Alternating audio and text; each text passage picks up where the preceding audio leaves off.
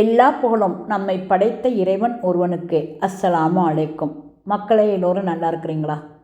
கண்மணி நாயகம் ஸல்லல்லாஹு அலைஹி வஸல்லம் அவர்களின் உம்மத்தாகிய நாம் இன்று ரமலான் மாதத்தை அடைந்துள்ளோம். அல்லாஹு தஆலா நமக்கு வழங்கிய மாபெரும் அருட்கொடையாகிய இந்த புனித ரமலான் மாதத்தில் நாம் அனைவரும் மனம் மகிழ்வோடு இறைவனுக்கு நன்றி சொல்லி அவனுடைய கட்டளையாகிய நோன்பை நிறைவேற்ற தயாராகி இன்று முதல் நோன்பை நோற்றுள்ளோம். அல்ஹம்துலில்லாஹ். இன்னும் நாம் அழகான முறையில் 30 நோன்பையும் நோற்று 30 தராவீஹ் தொழுகையையும் தொழுது அல்லாஹ் தரும் அருள் வளங்களை பெற்றுக்கொள்வோம் இன்ஷா அல்லாஹ்.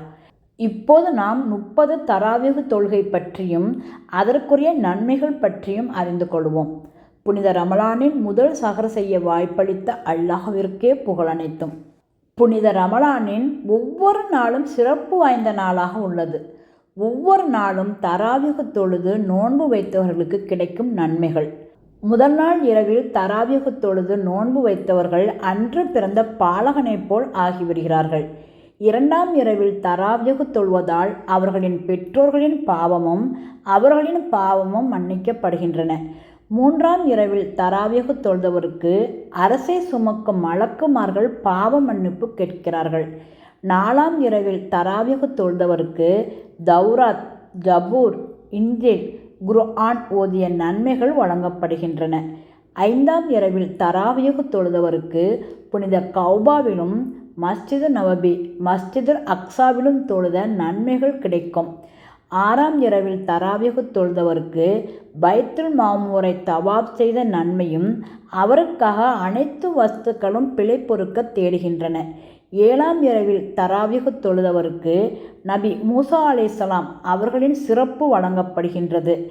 எட்டாம் இரவில் தராவீஹ் தொழுதவருக்கு நபி இப்ராஹிம் அலைஹிஸ்ஸலாம் அவர்களுக்கு வழங்கிய உயர்வு வழங்கப்படுகின்றது. ஒன்பதாம் இரவில் தராவீஹ் தொழுதவருக்கு நபிகள் நாயகம் ஸல்லல்லாஹு அலைஹி வஸல்லம் அவர்கள் இபாதத் செய்த நன்மைகள் கிடைக்கும். பத்தாம் இரவில் தராவீஹ் தொழுதவருக்கு துன்யா ஆகிரத் இரண்டிலும் நல்ல வசதிகள் வழங்கப்படுகின்றது. 11ஆம் இரவில் தராவீஹ் தொழுதவருக்கு தாயின் வயிற்றிலிருந்து வெளிவந்த பாவமற்ற பாலகனைப் போல் துன்யாவிலிருந்து வெளியேறுவார்கள். 12ஆம் இரவில் தராவீஹ் தொழுதவருக்கு மறுமையில் 14ஆம் இரவு பௌர்ணமி நிலவைப் போல் பிரகாசமாக ஆக்கப்படுவார்கள். 13ஆம் இரவில் தராவீஹ் தொழுதவருக்கு அனைத்து தீங்குகளை விட்டு பாதுகாக்கப்பட்டு நிம்மதி பெற்றவராவார்கள். 14ஆம் இரவில் தராவீஹ் தொழுதவருக்கு மலக்குமார்கள் இவரை கேள்வி கணக்கு இல்லாமல் சொர்க்கம் நுழையுங்கள் என்று சோபனம் சொல்கிறார்கள். 15ஆம் இரவில் தராவீஹ் தொழுதவருக்கு அர்ஷ் குர்சியை சுமக்கும் மலக்குகளும் சேர்ந்து தொழுகிறார்கள். 16ஆம் இரவில் தராவீஹ் தொழுதவருக்கு நரகிலிருந்து விடுதலை பெற்று சொர்க்கம் நுழைவிக்கப்படுகிறார்கள். 17ஆம் இரவில் தராவீஹ் தொழுதவருக்கு நபிமார்களுடைய நன்மைகள் வழங்கப்படுகின்றது. 18ஆம் இரவில் தராவீஹ் தொழுதவருக்கு உம்மையும் உம் பெற்றோர்களையும் அல்லாஹ் பொருந்தி கொண்டான் என்று மலக்குகள் நற்சோபனம் கூறுகின்றார்கள். 19ஆம் இரவில் தராவீஹ் தொழுதவருக்கு உயர்வான பிர்தோஸ் என்னும் சொர்க்கம் வழங்கப்படுகின்றது. 20ஆம் இரவில் தராவீஹ் தொழுதவருக்கு சுகதாக்கள் சாலிஹீன்களின் நன்மைகள் வழங்கப்படுகின்றது. 21ஆம் இரவில் தராவீஹ் தொழுதவருக்கு சொர்க்கத்தில் பேரொளியால் ஆன மாளிகையை வழங்கப்படுகின்றது. 22ஆம் இரவில் தராவீஹ் தொழுதவருக்கு மறுமையில் துக்கம், கவலை, சிரமங்களை விட்டு பாதுகாக்கப்படுவார்கள். 23ஆம் இரவில் தராவீஹ் தொழுதவருக்கு அழகிய பட்டணம் சொர்க்கத்தில் உருவாக்கப்படுகின்றது. 24ஆம் இரவில் தராவீஹ் தொழுதவருக்கு 24 வகையான கோரிக்கைகளை அல்லாஹ் ஏற்றுக்கொள்கின்றான். 25ஆம் இரவில் தராவீஹ் தொழுதவருக்கு கபரில் ஏற்படும் வேதனைகளை அல்லாஹ் நீக்கி விடுகின்றான். 26ஆம் இரவில் தராவீஹ் தொழுதவருக்கு 40 வருடம் இறைவனை வணங்கிய நன்மைகள் வழங்கப்படுகின்றது. 27ஆம் இரவில் தராவீஹ் தொழுதவருக்கு மறுமையில் சிராத்துல் முஸ்தகின் பாலத்தை மின்னல் வேகத்தில் கடக்கும்படி செய்யப்படுகிறார்கள். 28ஆம் இரவில் தராவீஹ் தொழுதவருக்கு அல்லாஹ் சொர்க்கத்தில் 1000 அந்தஸ்துகளை வழங்குகின்றான்.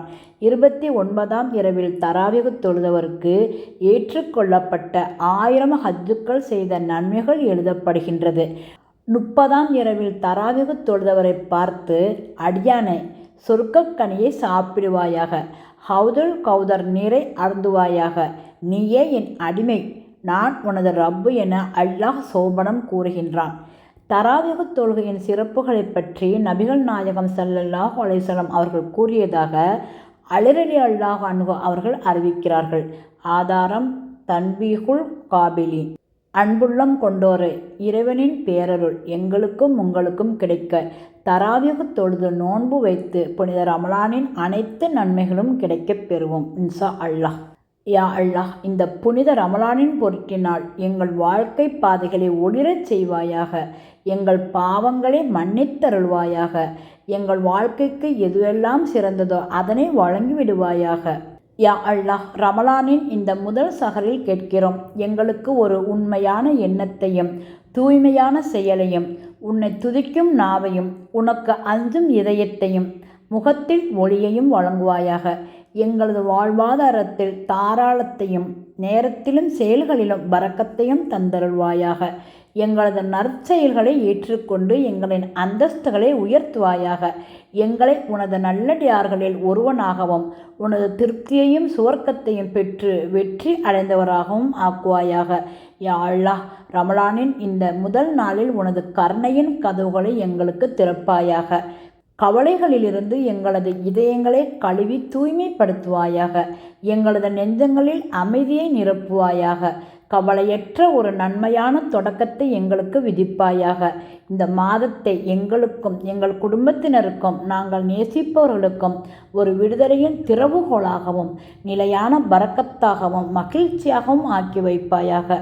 கண்ணியமிக்கவனே, வாரி வழங்குபவனே, யா அல்லாஹ், இந்த மாதம் முழுவதும் உன்னை வணங்குவதற்கும் உனது திருமறையை ஓதுவதற்கும் குறைவில்லாத நோன்பு நோற்பதற்கும் சிறு பெரும் பாவங்கள் புரியாமல் இருப்பதற்கும் அதிகமாக திக்ரு செய்யவும் தான தர்மங்கள் செய்வதற்கும் தௌஃபீக் செய்வாயாக.